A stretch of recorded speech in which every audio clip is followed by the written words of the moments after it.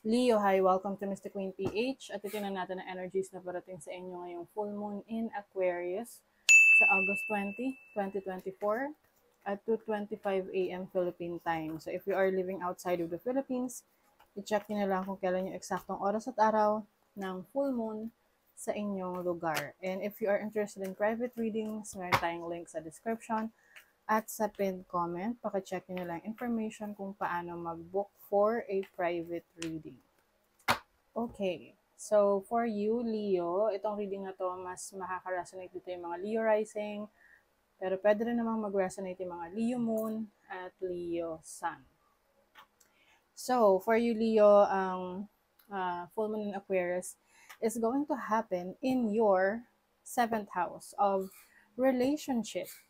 So, for some of you, you may experience release or endings of relationships. Pwede itong romantic connection, pwedeng sa family, sa friend, or sa business partnership, wherein you feel na hindi ka na nagre-resonate doon. You feel like parang you are being limited at some point. And with Pluto here, nagkakaroon ka ng reassessment of your situation, whether masaya ka pa ba sa situation mo, sa relationship mo, sa connection na yan. And maaring meron kang realization of what you really want in a partner. So, yung iba sa inyo, may energy rito na parang you want to break free. Gusto mong lumaya para mas ma-experience mo yung mga bagay na hindi mo pa nagagawa. Because minsan kasi kapag tayo ay in a relationship na or meron na tayong person sa buhay natin na minsan nagiging reason sila kung bakit may mga bagay na hindi na tayo nagagawa because it's either ayaw nila yon na gawin natin or pinipigilan tayo or maaring parang it's more of an inconvenience sa atin na gawin yan because nandyan sila.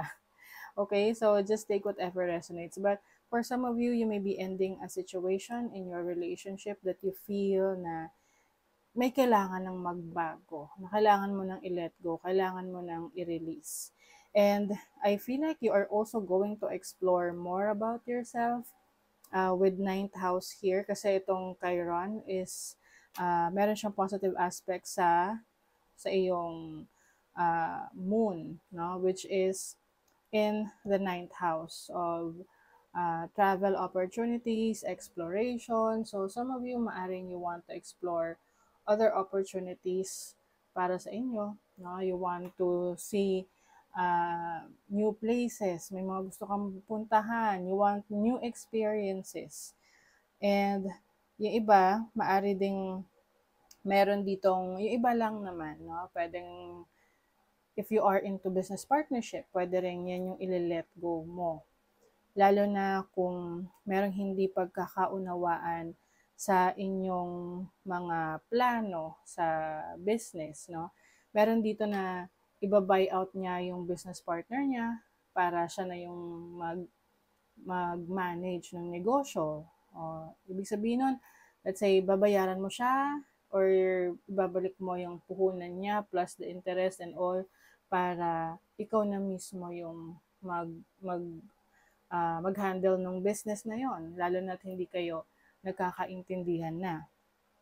So having a challenging aspect to Uranus, which is in your 10th house, possible rin dito na magkaroon ng challenging situation with your boss or someone in authority sa buhay mo. Oo, na yung tipong meron siyang gustong gawin mo pero hindi ka sang-ayon or you feel like you don't deserve it or parang it's too much para sa'yo. And that might be the reason why parang magdi-disconnect ka sa taong ito. Okay? Maari ring meron kang opportunity sa ibang bansa, like you want to explore your yung kapalaran mo sa ibang bansa, pero yung partner mo hindi siya sang-ayon. Oo, na maaring ayaw niyang mawalay sa'yo. But for you, mas nananaig yung you want to explore. So, lalo na kung itong person that you are dealing with is marami ng uh, parang dineprive sa'yo dahil sa pansarili niyang kapakanan. Okay? So now, maaring you are realizing na, teka, itong taong to ang naglilimit sa akin na ma-experience pa ang maraming bagay. So maybe you are uh, finally naglalakas loob ka na naman nindigan sa mga bagay na gusto mo. Kasi I think for the longest time, pinigilan mo yan eh. Na kumbaga, hinayaan mo na there is someone trying to control you, no?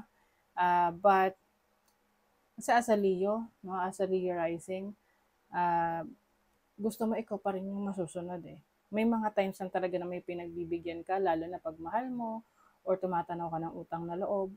But, darating dun sa point na parang enough is enough, no? Na gusto mo, you will be in control of your destiny. So, things are changing for you. You are transforming.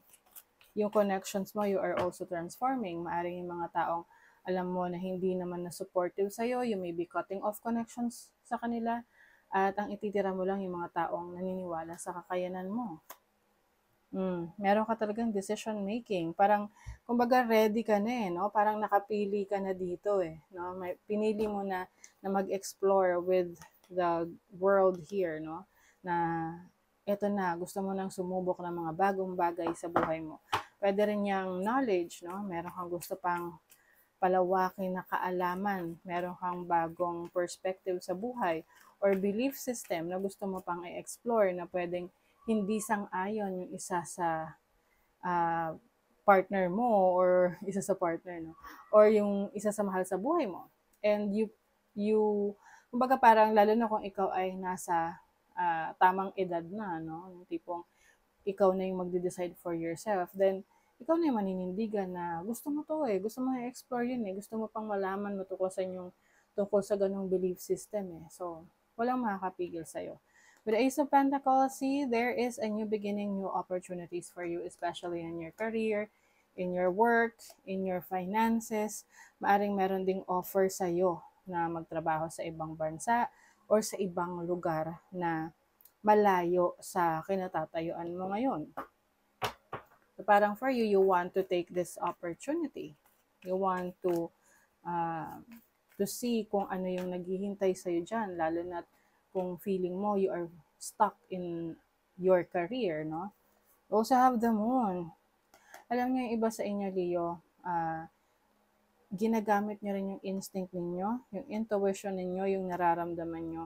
You become more sensitive ngayon in guiding yourself. Kumbaga, whatever you deeply feel, yun yung sinusunod mo. Oo, ano man yung sa tingin mo na will lead you to places kahit na parang para sa ibang tao is alanganin para sa kanila yon. Pero sa'yo, dahil meron kang lakas lang loob na may magbago sa buhay mo at ma-experience mo yung kalayaan na gusto mo, talagang tatahakin mo yan kahit yung iba nagda-doubt sa kakayanan mo.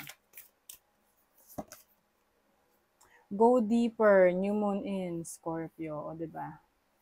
You are going deeper to what you really want. Mas lalo mong nilalaliman ang pagkakakilala sa iyong sarili at sa mga bagay na gusto mo pang matutunan, matuklasan. Know you are loved. Yes.